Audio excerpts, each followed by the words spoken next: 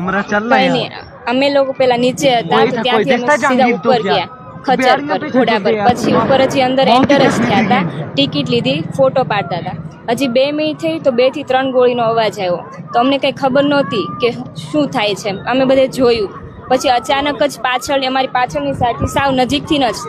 2 થી 3 આતંકવાદી આવ્યા અને સીધી ફાયરિંગ કરવા લાગ્યા. કોઈને બી મારવા, અમને કોઈને પૂછતા એવું નથી જોયું કે કઈ એને પૂછે છે તમારો ધર્મ કે એવું, મેં તો નથી જોયું. અમને પેલા એવું લાગ્યું કે આર્મી વાળા છે, ફાયરિંગ થતી હતી તો અમને એમ થયું કે આર્મી વાળા છે, જોયું તો એ કોઈને બી મારવા લાગ્યા હતા અને કઈ બીજું કઈ પૂછતા નહોતા, અને કોઈ આર્મી વાળું કે કોઈ સિક્યોરિટી ત્યાં હતી જ નહીં. એક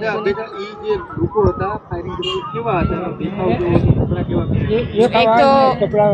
ના, એમાં એવું હતું, ઉપર જેકેટ પહેર્યું હતું અને નીચે કુર્તા ટાઈપ હતું અને બ્લેક કલરની ગન હતી મોટી. હા, બિયર્ડ હતી અને એકદમ ગોરા હતો કોઈ.